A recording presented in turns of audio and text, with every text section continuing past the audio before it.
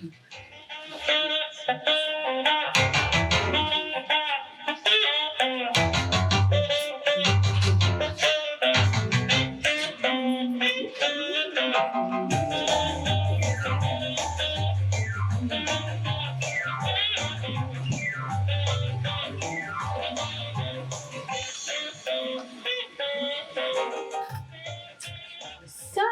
did you hear about Bob in 4B? Yes. Electrocuted himself. Yes, I heard that. Did you hear? Terrible. Well, did you hear how it happened? No. It was an accident.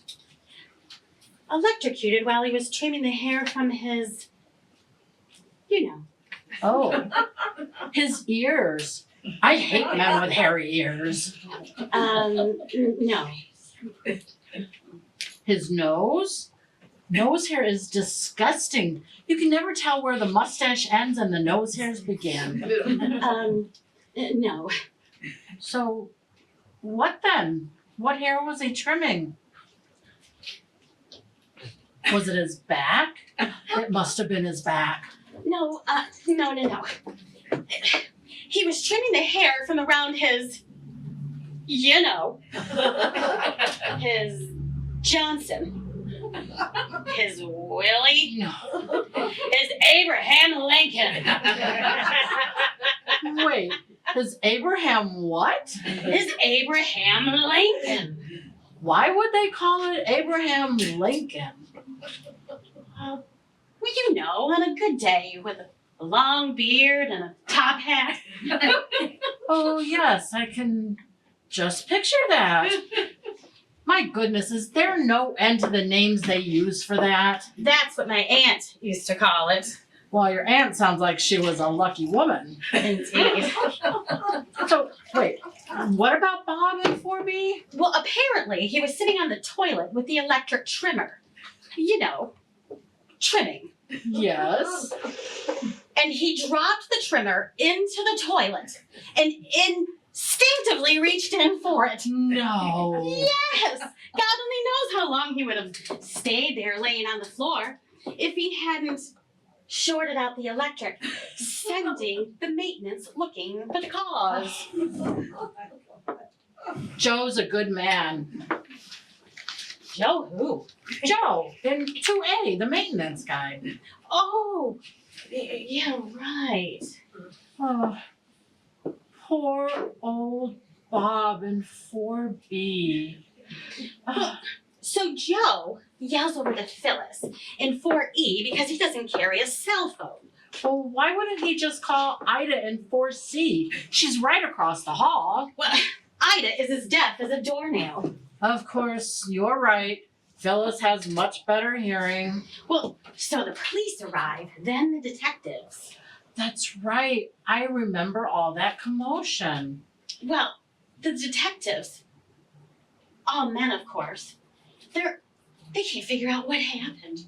They're looking for a murder weapon. Well, the situation was a bit unusual. Well, they're all standing around scratching their behinds when Sandra from 6K comes walking in. That's Sandra. She's always got her nose in everybody's business. Well, before they can whisk her out of there, she sizes up the situation and solves the mystery. No. Yes! The detectives, like I said, all men, are looking around for evidence, dusting for fingerprints.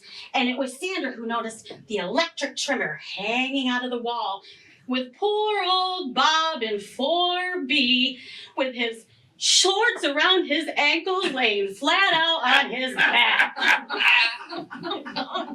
On his back? How did he end up on his back if he was sitting on the toilet? Apparently, he was sitting backward for the trimming, and the shock sent him flying.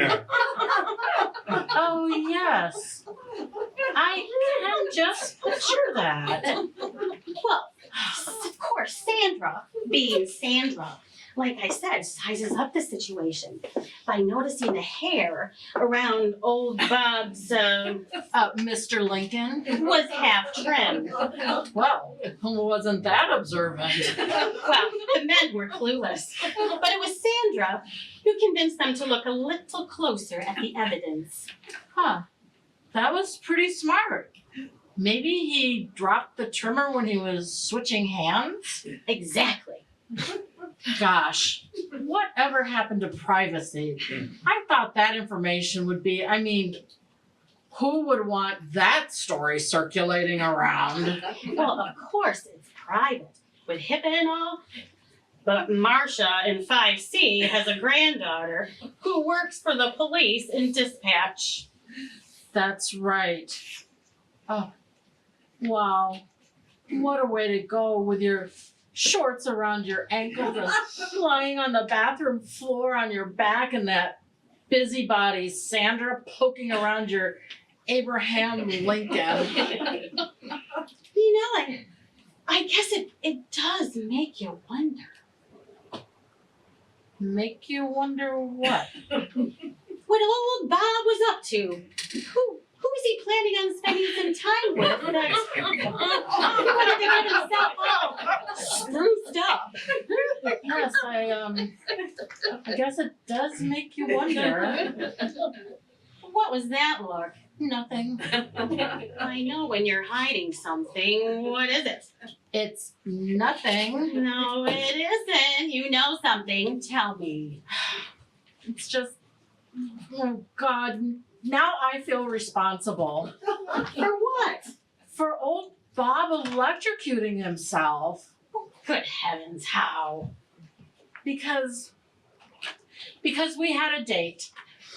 A second date, actually. On the first date, I told him that if he ever wanted to see me again, he had to clean himself up, be presentable, take a shower, trim his toenails. You asked him to trim his toenails? Well, my ankles were all scratched up from the cuddling. Oh, yes. Oh, I hate that. So you see, it's all my fault. Well, when you put it that way, I guess it is. Well, thanks a lot. That's not very helpful.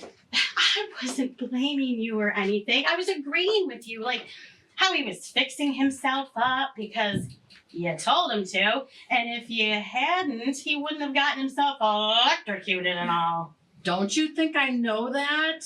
Well, I guess what I was trying to say is, if you hadn't been so particular, this wouldn't have happened. So you are blaming me.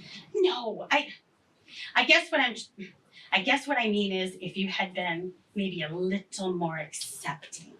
Why would I be more accepting? He smelled. And his toenails were sharp as razors. I am just stating the facts of the case. Well, you're hurting my feelings. I already said I feel responsible. I'm sorry. I guess I was just a bit jealous. Because I electrocuted Bob? No! Jealous because you had 2 dates. Well, almost 2 dates. And Bob just moved in just a few weeks ago, and he was the only man on the floor other than Ernie and 5G, and he can't even get out of the recliner without somebody helping him. Well, it wasn't much of a date. Well, I was hoping that maybe I'd have a chance with him. With Ernie? No, Bob!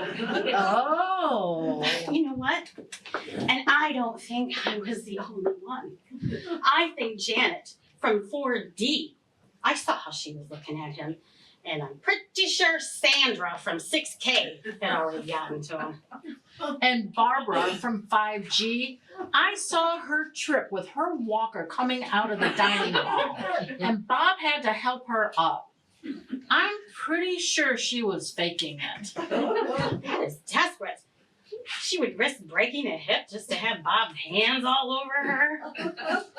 Well, it was a pretty lame acting job, and she didn't actually end up on the floor.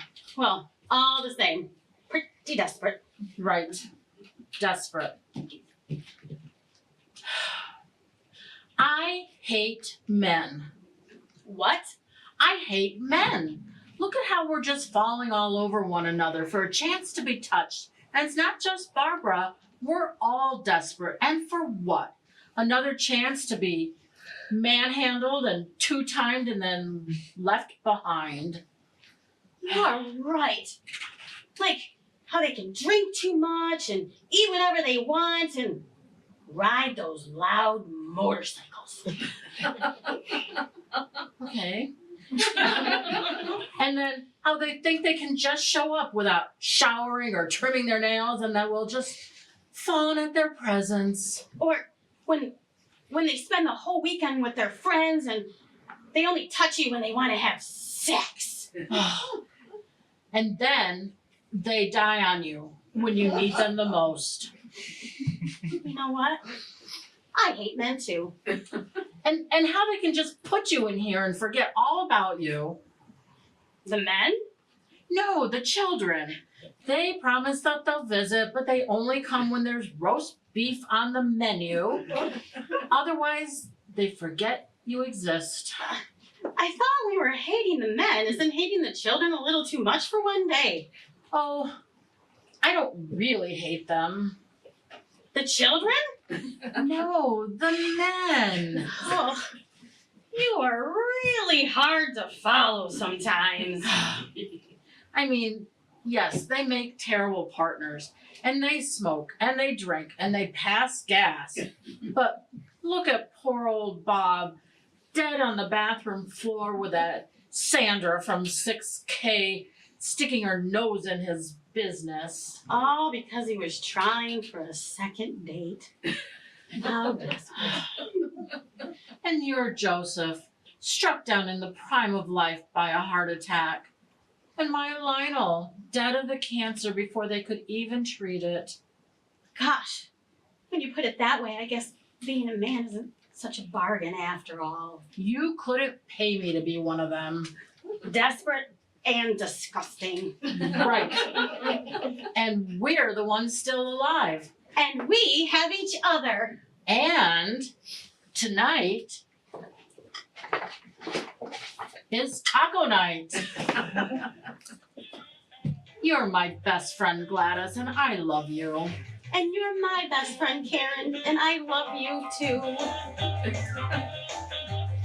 Fuck the men! And fuck the children. We've got our whole lives ahead of us. We need to have some fun. Oh, let's go. Bingo is about to start. That's right, and if we're late, Nancy from 5J will steal all the good cards.